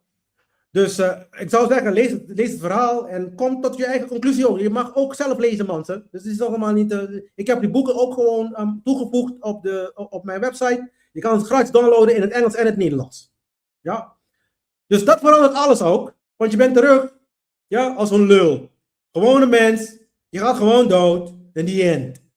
Ja, het enige wat de goden mensen nu geven, is een beetje ruimte. Ja, een beetje ruimte om langer het grote werk te doen. Dus aan andere woorden, chaos opruimen op deze fucking aarde. En als je niet van de partij bent, dan ga je gewoon dood met de 70 jaar hoor, met je fucking kip in je smoel. Zo simpel is dat. En als je daarmee vrede hebt, doe maar gewoon lekker je ding. Maar als je dan langer wil leven, is het tijd om te veranderen. Ik vind het ook allemaal niet zo erg als die mensen weggaan hoor. Ik moet heel eerlijk zeggen. Meestal zijn ze ook immoreel. En accepteren, zeg maar, kwaad in het leven, in de wereld, wordt alleen maar erger. Ze accepteren dat de politie bijvoorbeeld, zeg maar, een zwangere vrouw gewoon sleept. Omdat die dan gewoon een andere paspoort heeft. Ja? Wordt hij dan, zeg maar, op de grond gesleept als een soort fucking dier. Moet je je voorstellen, als jij in een andermans land zit en ze gaan met jou zo om. Zou je dat leuk vinden? Dus de kern van het verhaal. Wat is dan wijsheid? Niet alles winnen, alles controleren, alles behouden. Dat is niet wijsheid. Daarom lag het kapot. De westerse wereld die heeft het gewoon verkeerd, hoor. Maar helaas. De universum geeft jullie een beetje, net als Gligamesj, een beetje de tijd om een beetje wakker te worden. Maar tegen die tijd dat je fucking wakker wordt, heb je zoveel schade toegevoegd aan de wereld. Maar geloof me, de mensen op Curaçao en de mensen in Zuid-Amerika, die waren lekker aan het chillen, hoor. En dan komen ze met een fucking immoraliteit en stelen. Maar dat is het dan juist, stelen. Het is niet kolonies maken voor het eenheid van de koning. En dit is wat soms praat ik met Nederlandse jongeren. Hè. Mensen, luister, je ziet me zo, hè, met heel veel energie en dat soort dingen. Hè. Ik ben 50 jaar, hè. Ik ben bijna 50, laat me het even zo zeggen. Ik ga je niet vertellen hoe oud ik ben, maar ik ben bijna 50. Want ik zeg altijd dat ik 25 ben, dus ik wil je niet echt vertellen hoe oud ik ben. Maar goed. En ik praat met jongeren. Jongeren in Nederland. Ja? Doe het gewoon. En vraag gewoon, waarom hebben we een koninkrijk? Vraag die dingen. Kijk wat in het hersen van de mensen leven, man. De hersenpan van die jongeren. Ja. En eentje. We was in de vliegtuig een keertje en dan hoor ik van, ja, dit is dan de grondgebied van Nederland. Dus Curaçao bedoelt hij daarmee, hè? Curaçao. En dan kan je zien hoe geïndoctrineerd we zijn voor generaties na generaties. De hele wereld is van ons allemaal, om te starten. Niks is van jou. Er zijn een aantal mensen die op een bepaalde plek hebben geboren, het is voor een reden. Jij moet ervoor zorgen dat waar jij vandaan komt, goed en moreel is. Daar moet je voor zorgen. En dan laat die andere mensen ervoor zorgen dat waar ze hun vandaan komen moreel is. Maar wat jij niet gaat doen met je immorele smoel, andere mensen lastigvallen. Dat gebeurt er heel vaak. En ik word gewoon spuugzat van. En dan komen de discussies van wie is Israël, van wie is Curaçao, van wie is die eilanden. Wel, van degenen die daar waren eerst. Dat is de antwoord. En van degenen die daar geboren zijn. Ja? En als er Nederlanders die daar geboren zijn, dan is Curaçao je land, je eiland. Ja? En dan is Nederland gewoon de land van jouw ouders. Zo simpel is dat. Het is allemaal niet zo moeilijk, hoor. Dus je moet ervoor zorgen dat het fucking eiland, ja, moreel wordt. Dus de kern van het verhaal is niet alles behouden. Het is gewoon zien wat werkelijk is, begrijpen en in harmonie handelen. Met de wetten van de natuur. Dat is de kern van het verhaal. Zonder te vluchten. Heel veel mensen, ze horen me nu hier praten. Dat schreeuwt te veel. Ik wil niet horen. Ja? Het zijn mietjes. Het zijn mietjes. Alsof mijn stem überhaupt invloed heeft op jou. Als dat zo is, dan ben ik heel machtig. In plaats van dat je gewoon een fucking verhaal hoort en leert. Waar komt dit verhaal weer terug in de moderne tijd? Want heel veel mensen denken van, oh, het is oud. Ik heb niks hier aan. Ik kan niks mee doen. Ja, nou, rijkdom. Mensen zoeken rijkdom. Altijd. Er is geen één jongere die ik hoor die niet snel rijk wil worden. Inclusief mijn eigen fucking kinderen. Ja? Ik moet continu met ze praten. Status. Ja? Ze willen, zeg maar, influencer worden. Of de koning heeft een bepaalde status natuurlijk. Ik weet niet, van de prullenbak of zo. Ik pis op die dingen, man. Wat ergens op.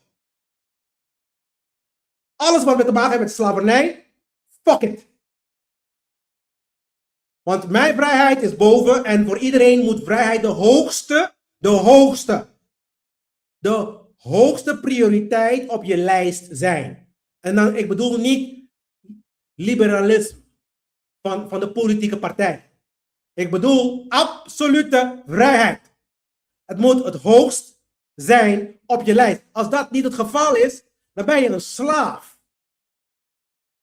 Ja? En als jij blij bent met je slaafsysteem, en slavernij heeft niks te maken met zwart zijn. Witte mensen waren ook slaven. En zijn nog steeds. Als we zo door blijven gaan als domme koeien, dan gaat het ook nooit veranderen. Roem, bezit, erkenning. Kijk hoe geweldig ik ben. En je kan daarmee niet ontsnappen hoor. Niks stopt de tijd, mensen. De wereld heeft gekozen hiervoor als taalverbinding. De wereld betekent voltooiing, integratie, heelheid, acceptatie. Dat is de wereld. Wanneer we begrijpen, we moeten accepteren dat de wetten van de natuur gewoon onveranderlijk zijn. Wij moeten gaan ons gedrag adapteren, ons gedrag harmoniseren met deze wetten. Om überhaupt vormen van vrijheid, vrede en succes te ervaren in het leven. Echte geluk te ervaren in het leven. Niet half geluk. Nu is het altijd half geluk. Mensen kunnen gelukkig zijn, maar half. Want morgen moet je nog steeds gaan hard werken. Ja? Zelfs rijke mensen, man. Die werken soms het hardst. Ik kan je vertellen. Ja? En voor wat?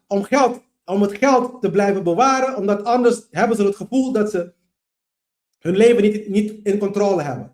Mensen zijn twee mensen die geen belasting betalen. Ik ga je het geheim vertellen. En ik hoop dat jullie het leren ervan. Er zijn twee typen mensen die geen belasting betalen. Rijke mensen zijn ze continu bezig om structuren te bouwen. Om het geld, om de belasting zeg maar op te ontwijken. Of omzeilen. Ja. Ja. Allebei is oké, want het zijn allemaal structuren die de fiscus zelf heeft gemaakt. Zodat de mensen gebruik van kunnen maken. Dus het is niet illegaal.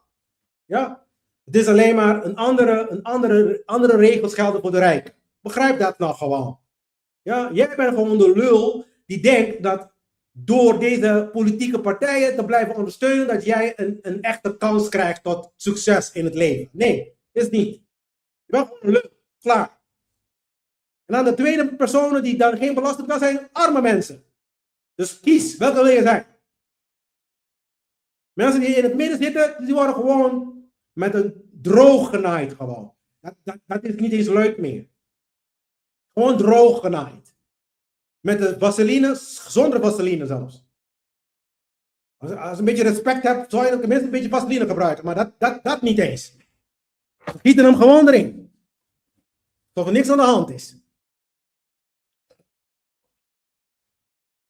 Dus we moeten gewoon gaan harmoniseren hiervan. Gewoon harmoniseren en begrijpen.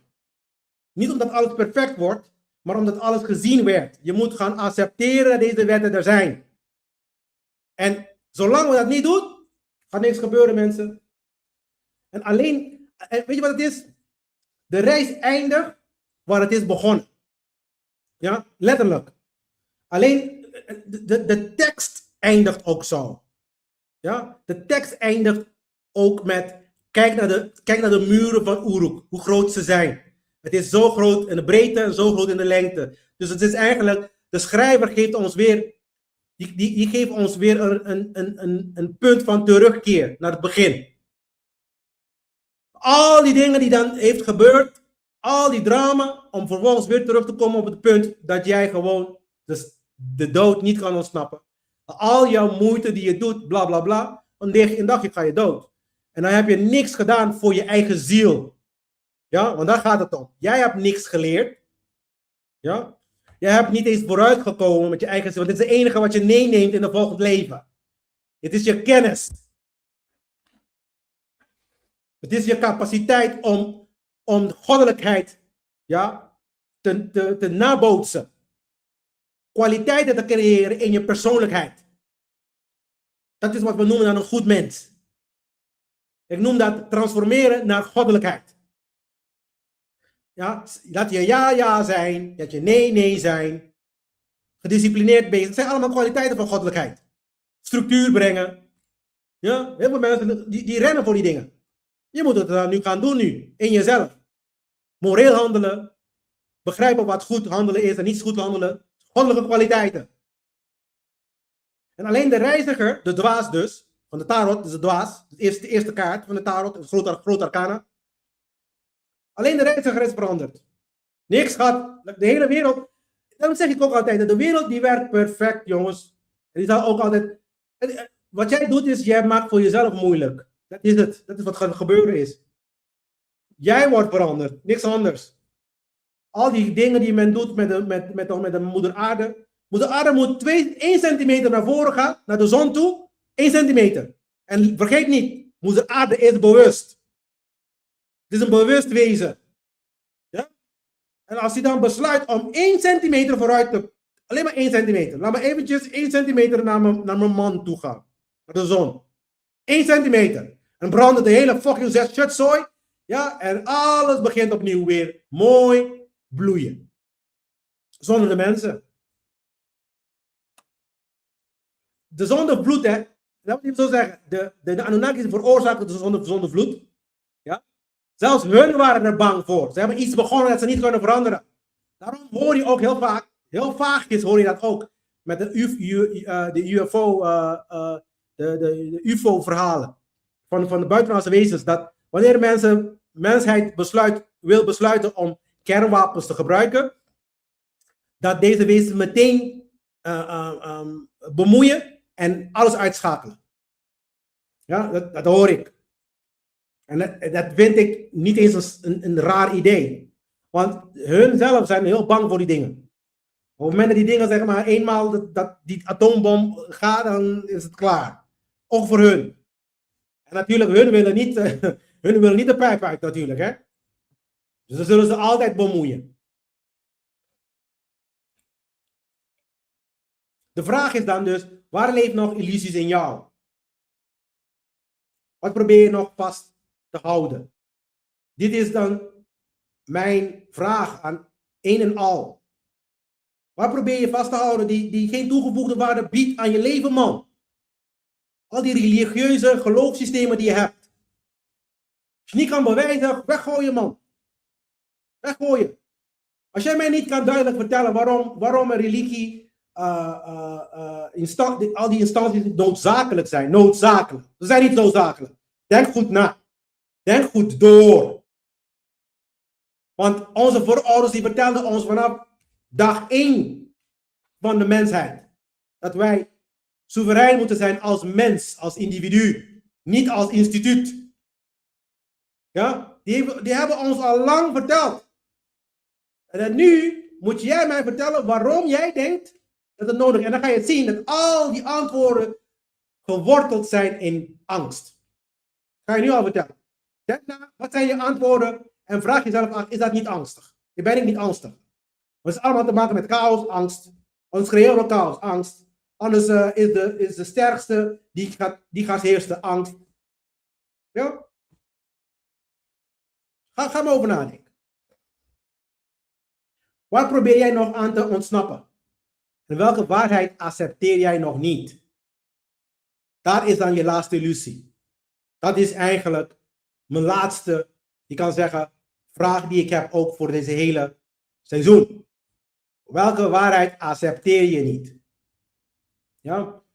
Aan het einde van Gligamesj, de held faalt, de ego faalt. En weet je wat blijft bestaan? Natuurwet. En altijd. Alles wat hij heeft gedaan. Daarom zeg ik tegen de mensen, al die moeite, man. Al die moeite en energie. Dat wij denken dat we het ook allemaal kunnen ontsnappen, jongen. Dat wij denken dat wij slecht kunnen doen. Ja? Dat wij oorlogen kunnen voeren. Dat wij mensen kunnen vermoorden. Dat wij eilanden en landen kunnen veroveren, dus stelen. Dat wij belastingen kunnen blijven trekken ad infinitum, tot de eeuwige, de stelen van mensen hun zak. Ze hebben er niet toegestemd ervoor. Dat wij al deze dingen kunnen blijven doen. Een deel van kunnen blijven maken. Eeuwig. Ja? En denken dat we ooit een keertje zullen gaan winnen. En dat het ooit een keertje gaat werken. Het gaat werken, Glenn. Het gaat werken. We moeten gewoon doorgaan. Gewoon iemand anders kiezen. Laten we iemand anders kiezen. Ja? Ja. Eerst gingen we kutten kiezen. Nu gaan we sletten kiezen. Ja? En dan gaan we anus kiezen laten. En al die andere onzin. Ja, en kijken. Het gaat lukken. Gaat lukken, Glenn. Ja, ja. Ja, ja. Al die moeite voor niks. Heel veel succes, zou ik zeggen. Ja, we kunnen kwaad blijven doen. Maar dit is nu juist, mensen kunnen niet eens begrijpen wat kwaad is, wat niet kwaad is. Mensen begrijpen dat niet. Nee, maar hoe kunnen we dan leven, Glenn? Hoe kunnen we dan leven? Huh? Hoe kunnen we dan leven zonder te stelen? Hoe kunnen we leven? Oh. Als we niet stelen, dan kunnen we niet leven, Glenn. We kunnen niet leven. We kunnen niet leven. Ja? Nederland is een gouden tijdperk. Gouden tijdperk, ja. De gouden stilpartij. Ja, ik begrijp het. Gouden stilpartij. Haal die dingen weg, wat blijft over? Haal al die dingen weg. Al die rijkdommen, al die dingen. Wat blijft over? Ben je een gezellige volk? Ben je een gezegende volk? Ben je een volk die begrijpt wat goed en kwaad is? Haal die dingen weg en dan praten we verder. Ja? Zolang die dingen erbij zijn en ik heb het nodig. Laatst was ook een jongen helemaal in de spotlight gezet. Ja, ik heb een caveman bedacht en bla bla bla. Wel, dat is leuk, gezellig. Maar hoe zit het nou met moraliteit? Huh? Weet jij wat goed gedrag is en niet goed gedrag? Als jij voor een bedrijf gaat werken, ga je werken om ons vrijer te maken of ga je werken om ons tot slaaf te maken?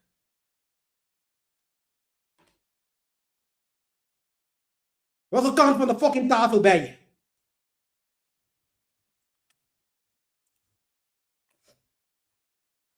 We gaan stoppen, mensen. Seizoen 7. Hoogwaarschijnlijk ga ik praten over de 12 wetten, want de wet is degene die altijd blijft bestaan. Dus wat de fuck is dan de wet? Heb ik dan in seizoen 1 besproken, ga ik nu nog dieper in en nog beter uitleggen.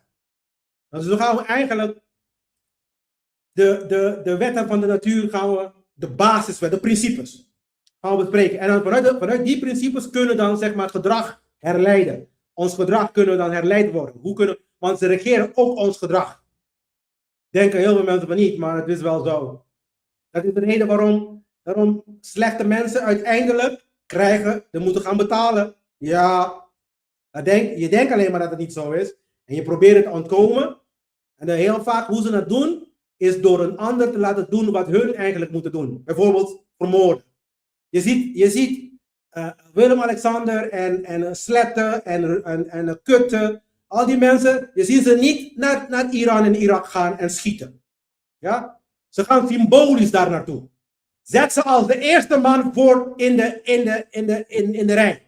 Laat ze gaan schieten en doodgaan voor mij. Dan ga je zien wat gaat gebeuren. En ik wil niet horen van, ja, ik ben daarvoor. Ik wil je dat je daarvoor bent. En de kogels ontvangt die andere soldaten ontvangen. Die moet jij ontvangen. Dat moet gebeuren. Dat doen ze niet. Dan sturen ze andere mensen toe. Domme koeien. En die domme koeien gaan het uitvoeren en karma komt voor hun. Dat is het droevige van het verhaal. Dus aan het begin van het seizoen zagen wij oorlog. Dus mijn promo die had het over de Eerste en Tweede Wereldoorlog. Ja? Niet ver van de plaats waar we dan zeg maar dit tabletten hebben gevonden. Meer dan 4000 jaar geleden werd verteld eigenlijk. Ja? Koningen veranderen. Rijken verdwijnen. Volken komen en gaan. Maar de mens blijft dezelfde strijd voeren. Waarom? Omdat het ego dezelfde reis blijft maken. Niets is nieuws onder de zon. Dus het gaat van ego, dus de reis van de ziel, volgens Gligamesj. De ego, de schaduw, dan krijg je dan de reis, angst, verleiding, dood, desillusie en uiteindelijk wijsheid van de natuurwetten. Want alles wijst terug naar de natuurwetten. Alles. Dan zeg ik tegen je, je moet buigen. Als jij mij vraagt wie is God, dan zeg ik natuurwet. Ik bedoel, als ik dat toch wel een fysieke vorm moet geven, natuurwet. Dus Gilgamesh ontdekte eindelijk, niemand ontsnapt aan de natuurwet. Niet de koning, niet de held, niet de wijze, niet de zoeker. Zelfs hij kon de wet niet ontwijken, dus Gilgamesh. Zolang wij de lessen niet begrijpen, herhalen we deze Elke keer weer. Dezelfde patroon. Keer op keer. Dezelfde conflicten. Dezelfde illusies. Dezelfde chaos. Wat wij doen? We doen het continu weer. We gaan weer terug naar de fuckingzelfde plek. Gaan we weer oorlog voeren. En weer oorlog voeren. Omdat we gewoon niet begrijpen. Dat is hoe ik weet dat we gewoon dom zijn. En die end. En klaar.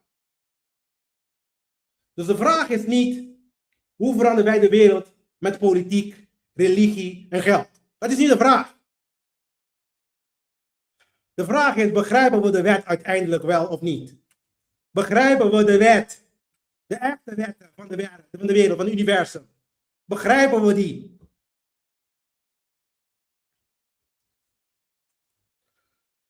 Ja, ik weet niet wat ik moet zeggen, man.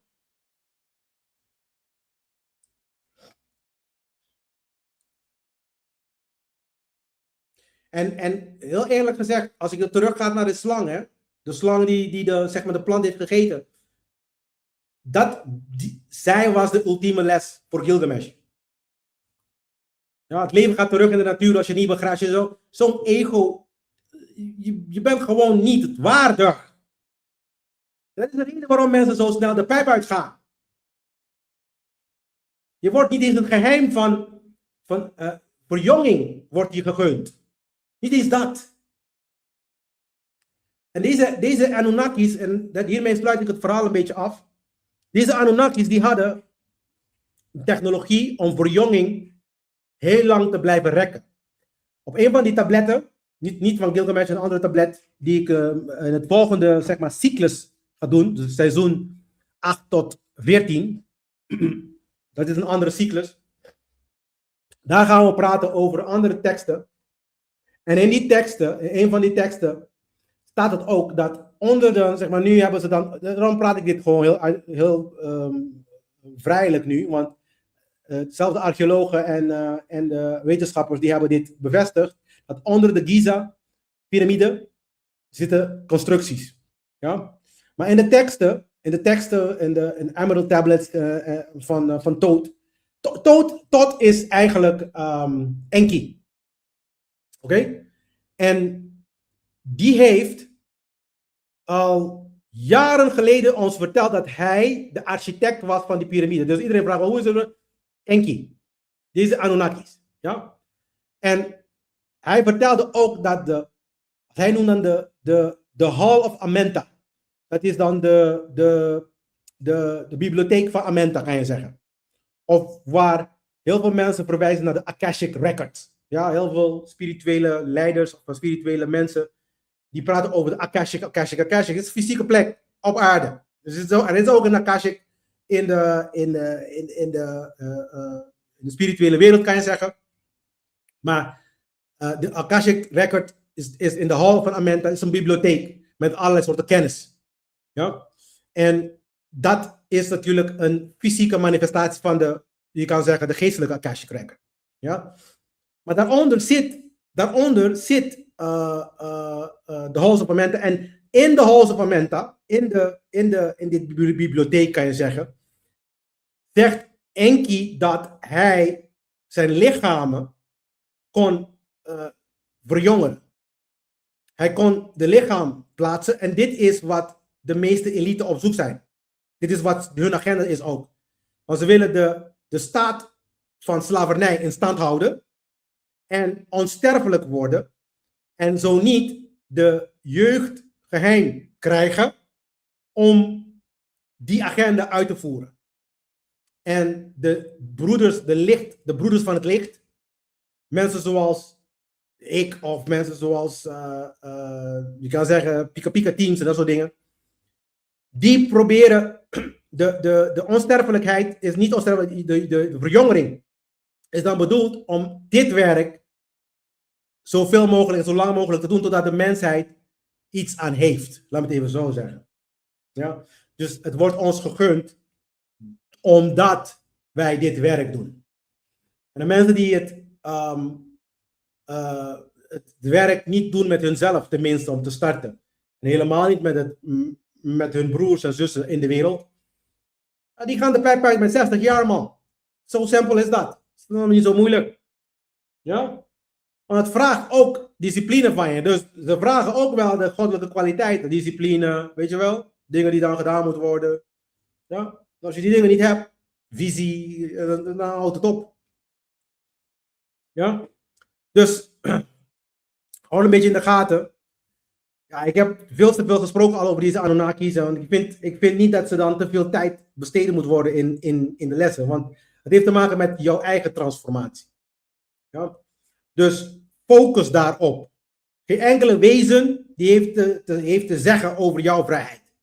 Geen enkie, geen engel. Ze kunnen wel technologie bedenken. Maar dat behaalt niet weg dat ze dan zeg maar, de natuurwet aan het schenden zijn. En je hebt gezien, schenden van de natuurwet krijgt consequenties en hun ook. Hun krijgen ook die consequenties. Iedereen is onderheven aan de wetten van de natuur.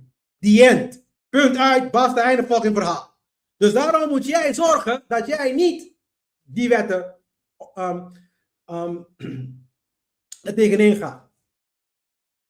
Ja? Mensen, dat was het voor vandaag. Ik hoop dat jullie hebben genoten van het hele seizoen. Ik heb heel veel besproken weer. Ja? Ik heb een beetje tijd genomen vandaag weer om alles goed uit te leggen. We hebben best wel wat veel tabletten besproken in één presentatie. Maar ik denk dat ik dan toch wel alles heb gezegd wat ik wou zeggen. Als jullie vragen hebben, kunnen jullie me altijd een mail sturen. info@thegreatworkexperience.com. En dan zal ik mijn best doen om antwoord te geven. En als je nog steeds deel wil nemen van de masterclass, de yoga en de detox, graag een mail sturen ook en zet ik jullie daarin. Hartstikke bedankt voor alles, mensen. En ik wens jullie allemaal een leuke periode tegemoet, een leuke zomer tegemoet. Ook volgens mij krijgen we zo direct heel veel zon.